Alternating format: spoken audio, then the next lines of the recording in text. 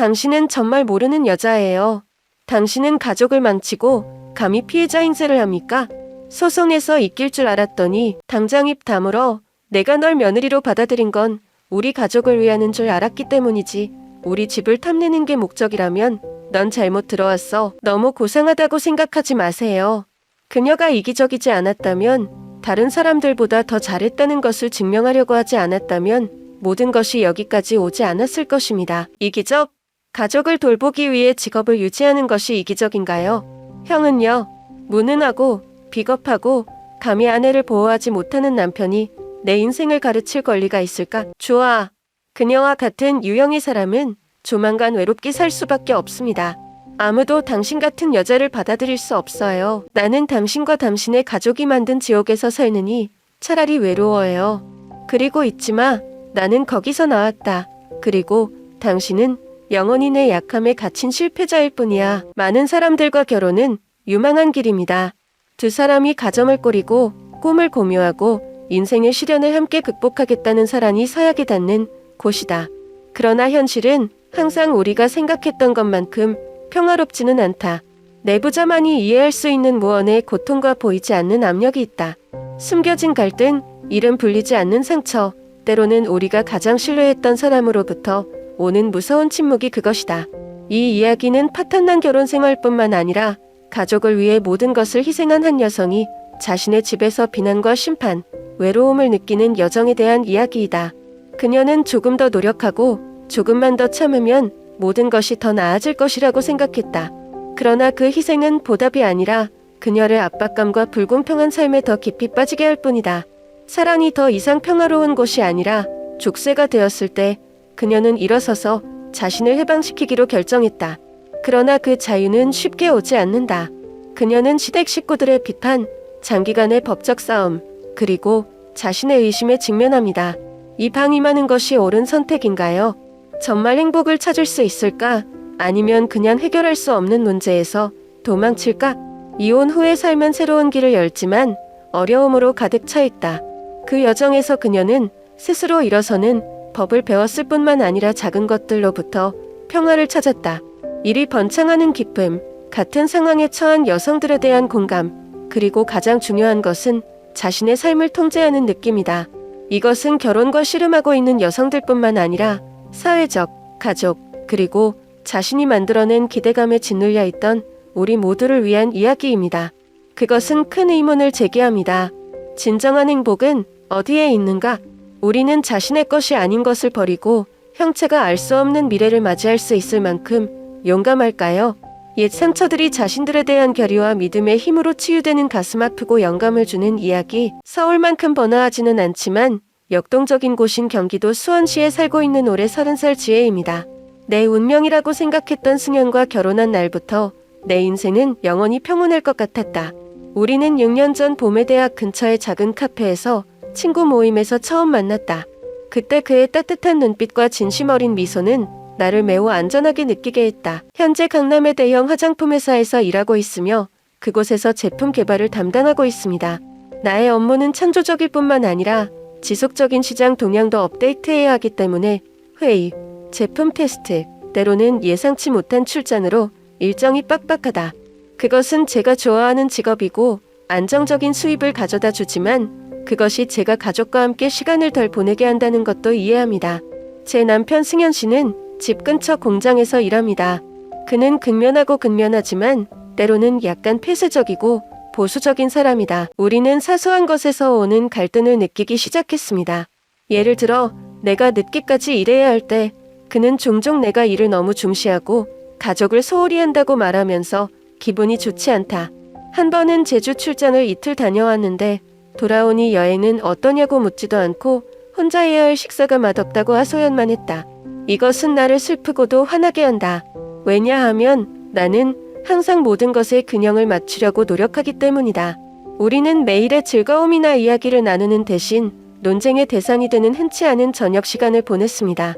그는 우리가 아이가 없다는 것을 자주 언급하는데 이는 내가 가져가야 할 적지 않은 부담이다. 가끔 저는 우리가 사랑에 빠졌을 때와는 너무 많이 변한 것이 아닌지 궁금합니다. 화성공원 벚나무 아래 산책, 집 근처 CGV 극장에서 함께 심야 영화를 볼 때 다 이제 추억이에요. 바쁘고 압박감 있는 삶은 우리가 서로에게 가졌던 부드러움과 동정을 앗아간 것 같다. 하지만 어떻게 그것들을 되찾을지는 아직 잘 모르겠습니다. 승현 씨와의 관계는 날이 갈수록 끈이 당겨지고 끊어질 것만 같았다. 그는 근무 시간이 불규칙하다고 나를 비난했을 뿐만 아니라 나를 동네의 다른 아내들과 자주 비교했다. 한 번은 요민에 있는 친척 결혼식에 온 가족이 함께 참석했을 때 한 사촌에게 지혜는 다른 아내와 달리 가족을 돌보는 법을 아는 일이 너무 아깝다고 말하는 것을 들었다. 나는 가슴이 답답한 것 같았지만 모든 사람들 앞에서 체면을 차리기 위해 여전히 미소를 지어야 했다. 시어머니인 영숙 씨도 일이 쉽게 풀리지는 않았습니다. 그녀는 전통적으로 아내가 집에 있고 요리하고 청소하고 아이를 낳는 것이 책임이라고 여겼다. 한 번은 제가 중요한 회의가 있어서 늦게 출근해야 했을 때 그녀는 주말에 저를 그녀의 집으로 불렀습니다. 작은 부엌에 앉으면서 그녀는 솔직하게 말했다. 지혜야, 너는 일을 그만둘 생각을 해야 해. 여자는 돈을 너무 많이 벌 필요가 없다. 가족이 중요하죠. 저는 거기 앉아서 찻잔을 움켜쥐고 있었고 답답하기도 하고 무기력하기도 했습니다. 할머니에게 일이 제가 먹고 사는 방법일 뿐만 아니라 제가 열정적인 일이라는 것을 설명할 수 없었습니다. 신제품 출시 프로젝트에서 발생한 문제를 해결해야 해 예상보다 늦게 귀가하는 어느 겨울 저녁 승현과 나의 긴장감은 최고조에 달했다. 집에 들어서자 거실 조명이 꺼지고 TV 불빛만 희미하게 빛났다. 승현이 거기 앉아서 한마디도 안 했는데 분명히 삐져 있었어요. 나는 피곤하게 재킷을 벗고 말을 걸려고 노력했습니다. 오늘 중요한 회의가 있어요. 그러나 그는 말을 마치지 못하고 항상 이유가 있어요 라고 잘라 말했다. 이 가족 생각해. 그 말은 내 마음에 침이 박혔다. 나는 절망적으로 소리쳤다. 내가 얼마나 노력했는지 알아? 아니면 요구만 하고 판단만 할 수 있습니까? 나는 침실로 달려가 문을 닫았고 눈물이 뺨을 타고 흘러내렸다. 피곤함과 외로움이 나를 감쌌다. 대학 시절 가장 친한 친구였던 수진에게 전화를 걸려고 수화기를 들었다가 내려놓았다. 나를 잘 아는 척하는 수진조차 이 상황에 도움이 되지 못할까 두렵다. 다음날 출근하는 길에 시어머니로부터 우리는 대화가 필요하다는 메시지를 받았습니다. 자녀의 이기심 때문에 이 가족을 깨뜨리지 마십시오. 그 뉴스를 읽고 나는 침묵만 할 수 있었습니다. 모든 것이 압축되어 있고 얼마나 더 버틸 수 있을지 모르겠다. 겨울 추위가 한풀 꺾인 3월 초 어느 날 집 근처 공원의 벚나무 가지가 첫눈을 뜨기 시작하자 승현과 마주보기로 했다. 우리는 작은 거실에 앉았고 결혼 사진이 걸려있는 벽에 연한 노란 불빛이 비쳐 지금은 나를 더 답답하게 할 뿐이다. 나는 그에게 침착하지만 피로를 숨길 수 없는 목소리로 말했다. 만약 당신이 정말로 내 일을 참을 수 없다면 나는 그만둘 것이다. 오빠와 오빠 어머니가 원하는 주부가 될게요. 승현이가 저를 보자 처음에는 놀란 듯하던 눈빛이었지만 금세 어리둥절한 눈빛으로 변했다. 무슨 소리야 갑자기 그만두고 싶다. 그는 나는 너에게 그렇게 하라고 강요하지 않았다고 말했지만 말투는 당혹감을 드러냈다. 나는 계속 말했다. 나는 내가 왜 일하는지 정말 이해한 적이 없어. 돈 때문만은 아니다. 나는 내가 가치 있다는 것을 증명하고 싶기 때문에 이 가족에게 내 방식대로 기여할 수 있다. 우리 사이의 분위기가 긴장되었다.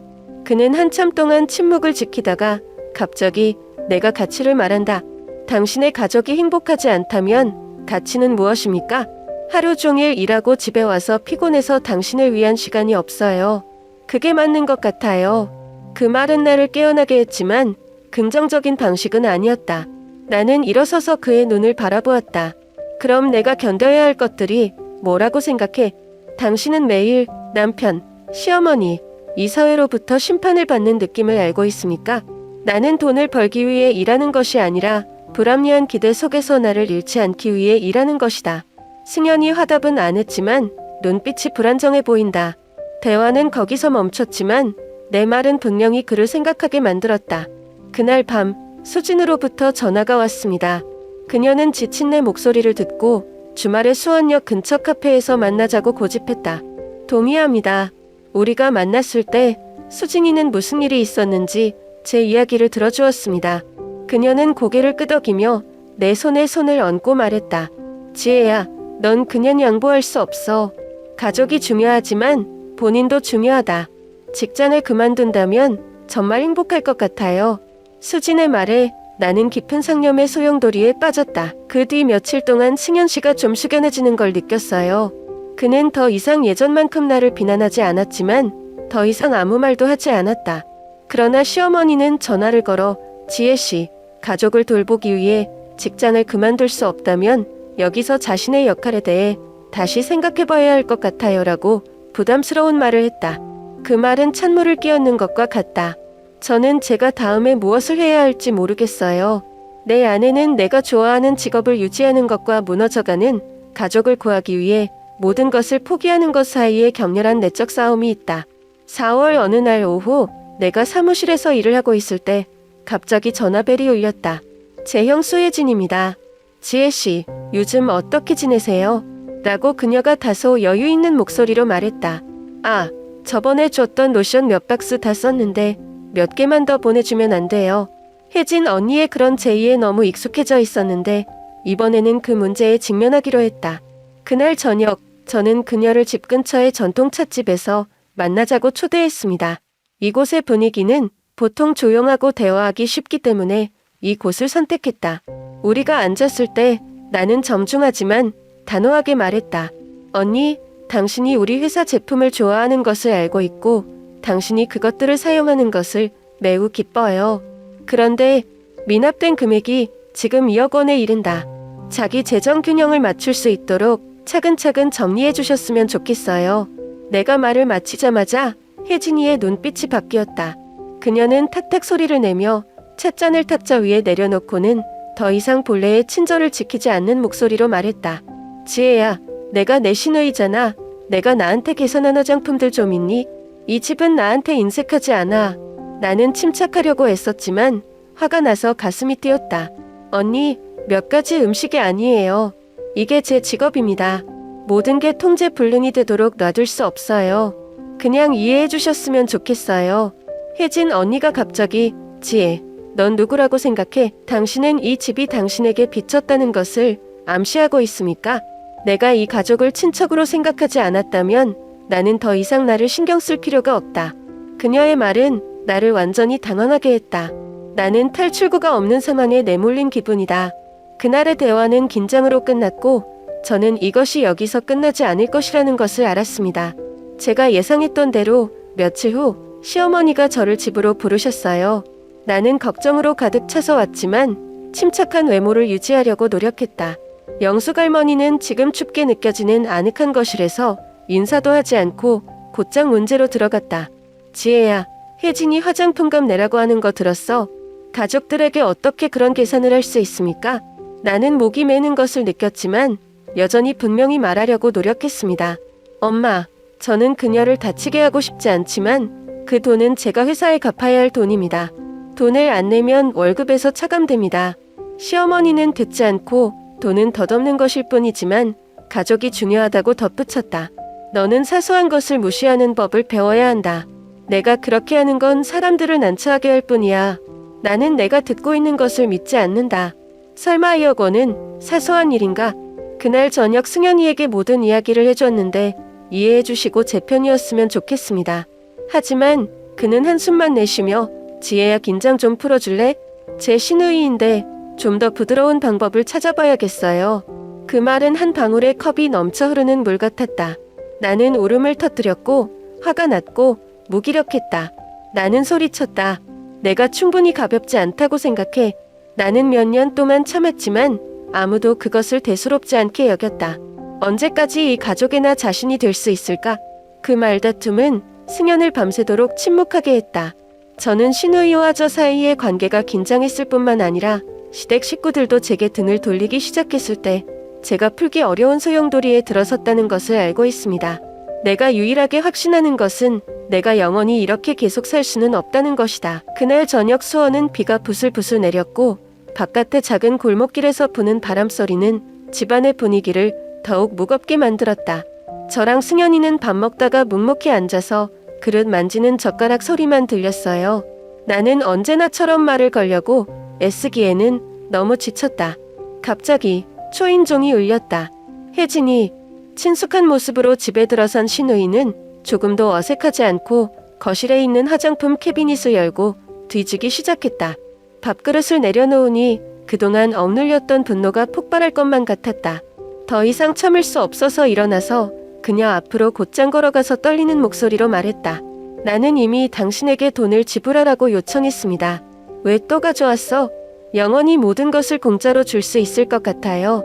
혜진은 담아하지 않고 얼굴을 들어 오히려 비꼬는 투로 반박했다. 자신이 누구라고 생각하시면서 제게 요구할 권리가 있나요? 작은 가게를 차렸는데 큰 주인인 줄 알았죠. 잊지 마세요. 당신도 이 집안의 며느리일 뿐이라는 것을. 그 말들은 나의 자존심에 일격을 가하는 것 같았다. 나는 승현이를 바라보며 내 목소리를 높여주길 바랐지만 그는 아무 소리도 듣지 못한 듯 계속 밥을 먹으며 묵묵부답이었다. 자신의 집에 버려진 느낌이 견딜 수 없을 정도로 괴로웠다. 눈물이 뚝뚝 떨어지며 소리쳤다. 승현, 언제까지 조용히 있을 거예요? 이것은 단지 돈의 문제가 아니라 당신에 대한 최소한의 존중입니다. 저를 아내로 생각하시나요? 그는 그릇을 내려놓고 한숨을 쉬지만 내 편 대신 지혜야, 너 큰일 나지 마. 가족인데 서로 좀 도와주면 뭐 어때? 너는 그렇게 하면 스트레스만 받을 뿐이야. 저는 제 귀를 믿지 않아요. 가족들이 저를 이렇게 대하는 건가요? 혜진이를 돌아보니 그동안 쌓인 모든 억울함이 걷잡을 수 없이 치솟는 느낌이었다. 나를 가족으로 생각해 본 적 있어요? 아니면 나를 이용자로만 생각할까? 혜진은 엷게 웃으며 화장품 가방을 들고 그렇게 생각하시면 마음대로 하세요라고 말했다. 하지만 잊지 마세요. 전 여전히 신우이예요. 그러자 신우이는 모든 것을 집어삼킬 듯한 무거운 분위기를 뒤로하고 떠났습니다. 그날 밤 나는 침실에 혼자 앉아 있었고 지금은 단지 나를 더 아프게 할 뿐인 웨딩 사진에 책상 불빛이 번쩍였다. 위로의 말이나 설명 없이 나를 향해 등을 돌리고 누워있는 승현을 바라본다. 내 마음속은 차가운 공허함이다. 이 가족이 제가 지키려고 노력한 가족인가요? 내가 사랑했던 남편도 더 이상 내 편이 아닌데 얼마나 더 버틸 수 있을지 궁금하다. 다음날 아침 출근 준비를 할 때 승현이 갑자기 지혜야, 너 너무 뻣뻣하게 굴지 마. 가족은 희생이 필요하고 그걸 받아들이는 법을 배워야 해요. 나는 대답하지 않고 조용히 문으로 걸어 나갔다. 마음속으로는 이것이 더 이상 희생의 문제가 아니라 내가 이 불공평함을 얼마나 견딜 수 있는가의 문제라는 것을 안다. 어느 주말 저녁 회사에서 긴 회의 끝에 막 집으로 돌아왔을 때 일이 벌어졌습니다. 문을 들어서자마자 시어머니 영숙 여사가 승현, 신우이 혜진과 함께 소파에 앉아있는 것을 보았다. 그녀가 나를 바라보는 눈빛은 엄격함으로 가득 차 있었고 원하지 않는 가족 회의가 곧 열릴 것이라는 신호였다. 나는 가방을 내려놓고 침착함을 유지하려고 노력했지만 마음이 무거울 수밖에 없었다. 그녀는 비난조로 시작했다. 지혜야, 전날 너와 혜진이 얘기 다 들었어. 집안의 며느리인 아이는 문제를 일으키고 무리한 요구를 하는 대신 형수를 양보할 줄 알아야 한다. 그렇게 할 권리가 있다고 생각하세요? 나는 입술을 깨물며 감정을 억누르려 했지만 그녀의 말은 내가 오랫동안 억누르려고 했던 분노에 불을 붙이는 것 같았다. 나는 더 이상 침묵할 수 없다. 엄마, 저는 여러 번 참았어요. 하지만 모든 것에는 한계가 있습니다. 만약 당신이 일어나서 당신의 권리를 보호하지 않는다면 누가 당신을 위해 그렇게 하겠습니까? 이렇게 이용당하는 것을 언제까지나 참을 수 없다. 방금 내 말이 끝났고 방의 공기가 얼어붙는 것 같았다. 시어머니는 손을 탁자에 세게 부딪혔고 그녀의 목소리는 분노로 가득 찼습니다. 뭐라고 하셨나요? 이용당했다고요? 여기는 당신의 가족인데 가족을 생각할 줄 몰라요. 당신은 나에게 그런 식으로 말할 자격이 있습니까? 승현이를 돌아보며 화해에 나서거나 최소한 한마디라도 해 나를 지켜주길 바란다. 그러나 그는 거기에 앉아 고개를 숙이고 감히 내 눈을 마주치지 못했다. 그의 침묵은 불에 기름을 붓는 것 같았고 나를 완전히 혼자라고 느끼게 했다. 나는 시어머니와 마주보고 더 이상 침착함을 유지할 수 없었다. 어머니는 이것이 가족이라고 말하지만 이 가족 중 누군가가 나를 그들의 일부로 간주합니까? 아이들은 열심히 일하고 가족에 기여하지만 비난과 무시만 받습니다. 엄마가 내가 양보하길 바란다면 먼저 나에게 공평하게 대해주세요. 혜진은 엷은 미소를 지으며 빈정거리는 말투로 끼어들었다. 그녀는 항상 자신이 피해자라고 생각했다. 참을 수 없다면 누가 이 집에 발을 들여놓으라고 합니까? 그 말은 내 마음을 찌르는 칼과 같다. 시어머니와 승연을 쳐다보니 세상이 다 외면하는 느낌이었다. 시어머니는 계속해서 만약 당신이 이 가족의 생활 방식에 동의하지 않는다면 저도 침묵을 지키지 않을 것입니다. 이걸 더 이상 버리지 말자. 나는 일어서서 그 집에서 더 이상 숨을 쉴 공기가 없는 것처럼 느꼈다. 나는 승연으로 돌아서서 결혼 생활 내내 처음으로 단호한 어조로 말했다. 만약 당신이 나를 보호할 수 없다면 적어도 나는 당신 자신을 보호하게 해주세요. 그는 대답하지 않고 눈빛만 피했다. 나는 그날 저녁 집을 나와 어디로 갈지 모른 채 추운 바깥으로 나왔다. 마음속은 내가 소중히 여겼던 가족을 만회하려는 시도와 감당하기 힘든 부당함에서 벗어나려는 마음 사이의 갈팡질팡이다. 저는 스스로에게 물었습니다. 이 결혼에 희망이 남아있을까? 아니면 정말로 모든 것이 끝냈을까? 6월 말 어느 날 오후 수원의 폭우가 쏟아졌고 무거운 빗방울이 나의 우울한 기분을 반영하는 듯 창문을 내리쳤다.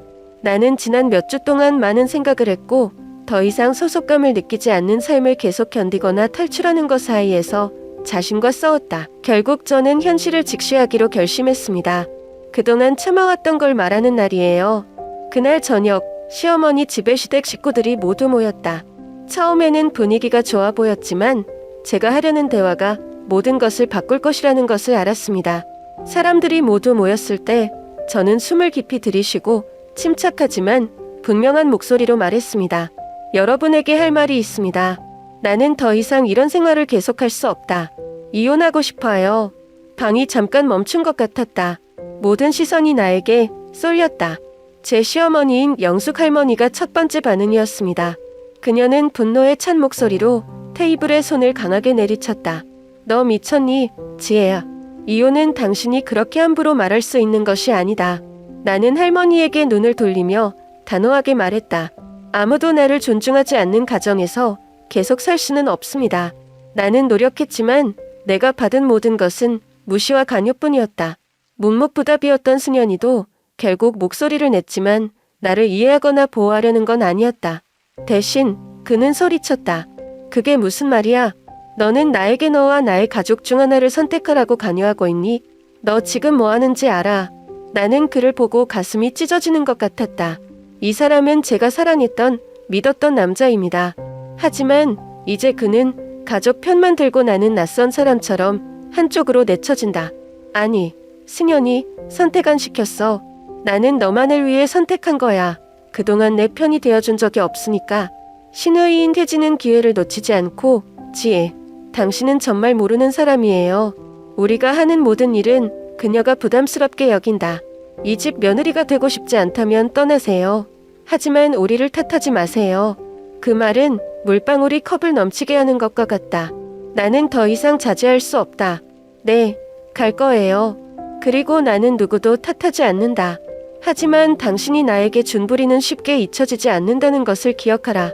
시어머니는 일어서서 여기서 나가면 돌아올 거라고 기대하지 마세요라고 말했다. 이 집안은 당신 같은 며느리는 필요 없어요. 나는 대답하지 않는다.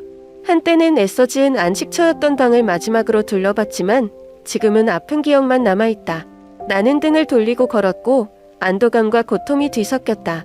집을 나설 때 비는 여전히 심하게 내렸다.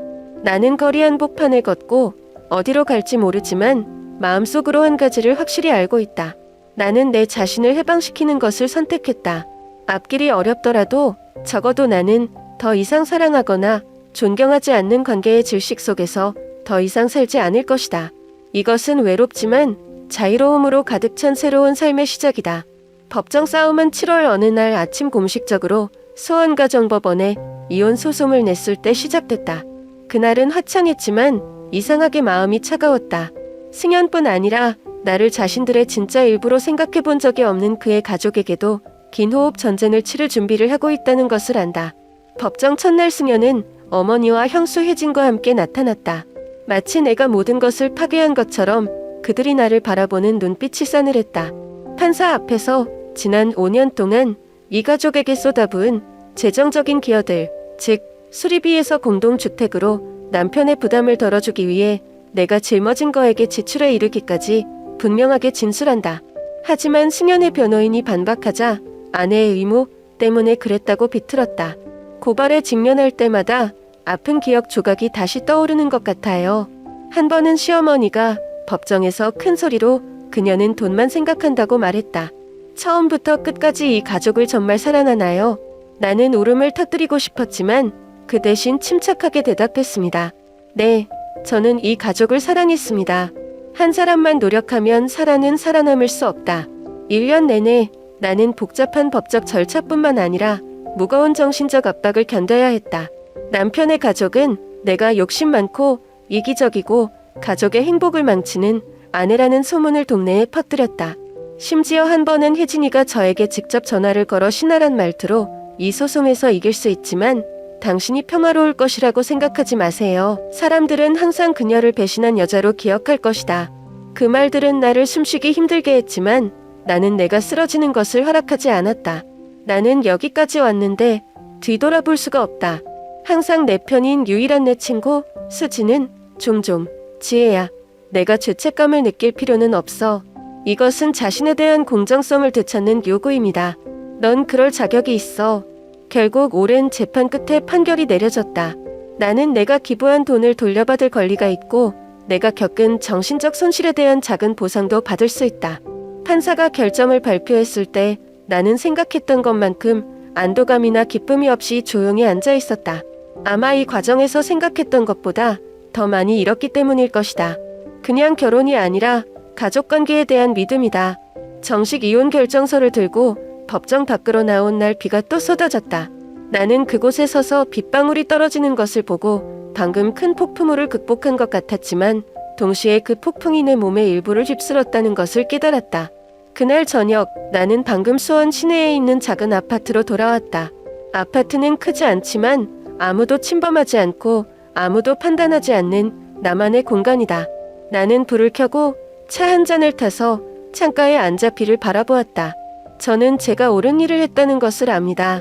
비록 쉽지 않았지만요. 나는 더 이상 옛날의 여자가 아니지만 후회도 하지 않는다. 이 전쟁은 저에게 큰 교훈을 주었습니다. 때때로 우리 자신을 찾기 위해 우리는 중요하다고 생각되는 것들을 잃어버리는 것을 받아들여야 합니다. 앞으로 나아가야 할 여정에도 불구하고 저는 이 선택에서 평화를 찾을 수 있을 것이라고 믿습니다. 이혼 후 수원 영통역 인근 작은 아파트로 이사했다. 이곳은 크지 않지만 전 남편 집에서 저를 둘러싸고 있던 압박감과 트집으로부터 멀리 떨어져 안전하고 편안함을 느끼기에 충분합니다. 결혼이 파탄난 후 처음 며칠 동안 나는 공허하고 안도하는 낯선 느낌에 잠에서 깼다. 더 이상 비난의 소리도 더 이상 차가운 눈빛도 없이 나는 나 자신에게 귀 기울이는 법을 배우기 시작했다. 나의 화장품 사업도 점점 번창하고 있다. 어느 날 평소 영감을 얻으러 다니던 강남의 한 작은 카페에서 신제품 발표회를 열기로 했다. 그 시사회는 초창기부터 나를 지지해온 옛 고객을 포함하여 많은 사람들을 끌어모았다. 작은 무대에 서서 제 생각을 발표하면서 저는 이 사람이 제가 강하고 독립적이며 판단력에 얽매이지 않는 사람이라는 것을 깨달았습니다. 제 인생에서 가장 큰 변화 중 하나는 결혼 생활에서 정신적 학대를 받는 여성을 위한 봉사 활동에 참여하는 것입니다. 한 번은 제 이야기를 나누기 위해 서울의 여성센터에 갔을 때 은미라는 여성을 만났어요. 그녀는 35세 정도로 눈빛이 슬픔과 공포로 가득 차 있는데 마치 전날의 나 같았다.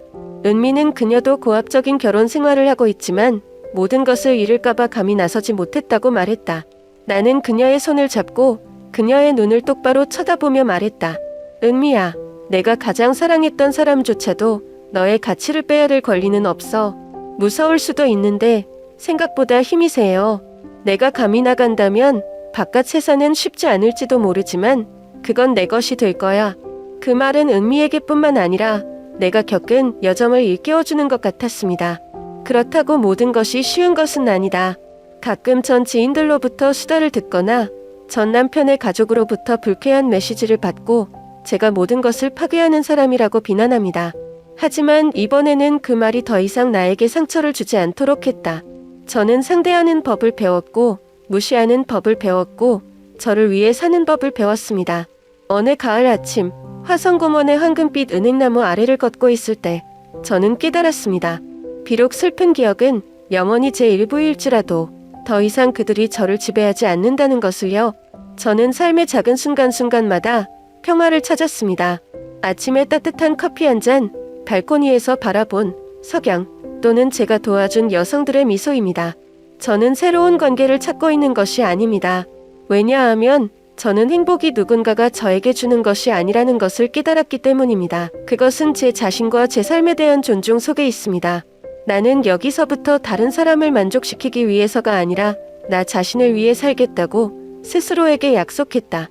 때때로 밤에 혼자 앉아 있을 때 슬픈 기억들이 여전히 떠올라요. 하지만 그것들은 더 이상 고통이 아닙니다. 그것들은 단지 흉터일 뿐이고 제가 오늘을 위해 얼마나 강했는지 상기시켜줍니다. 저는 제 여정이 아직 멀었다는 것을 압니다. 하지만 저는 앞으로 나아갈 모든 것을 받아들일 준비가 되어 있습니다. 자유로운 마음과 평화를 찾은 영혼으로 말이죠. 초겨울 저녁, 수원거리마다 찬바람이 몰아치기 시작했을 때 나는 내 작은 아파트의 창가에 혼자 앉아 있었다.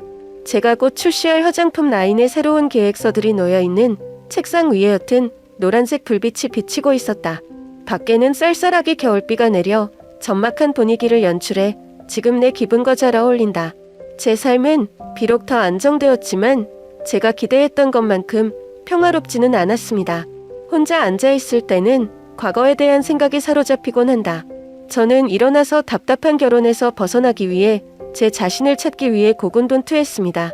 하지만 어느 날인가 저는 그 결정이 정말 최선의 해결책인지 궁금했습니다. 한 번은 서울에서 열린 여성과 자율에 관한 세미나에 참석했을 때 민정이라는 여성을 만났습니다.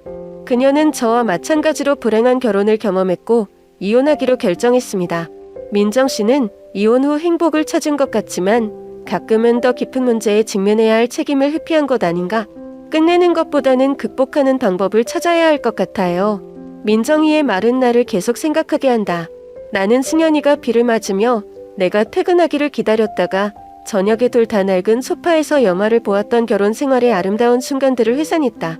그 관계를 만회하기 위해 제가 할 수 있는 다른 일이 있을까요? 아니면 정말로 모두가 돌아갈 수 없는 지경에 이르렀을까요? 어느 날 저녁 옷장을 정리하던 중 저는 제가 버린 줄 알았던 웨딩 사진을 발견했습니다. 사진 속 승현과 나는 함께 서 있고 우리의 미소는 행복으로 가득 차 있다. 보니 가슴이 뭉클하지 않을 수 없었다. 정말 그 사랑을 지키기 위해 최선을 다했는지 아니면 너무 일찍 포기했는지 궁금하다. 그러다 보니 압박감과 불공평한 시절이 생각났다.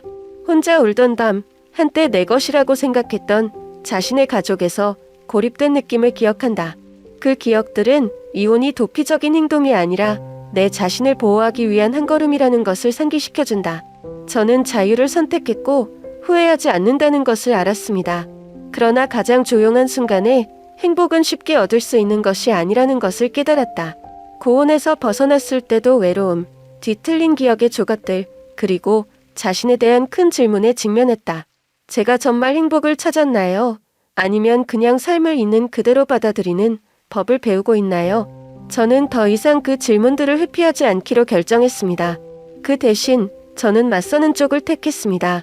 매주 일요일 아침 인천의 한 학원에서 명상 수업을 듣는데 그곳은 내 영혼에 귀 기울이는 법을 배운다.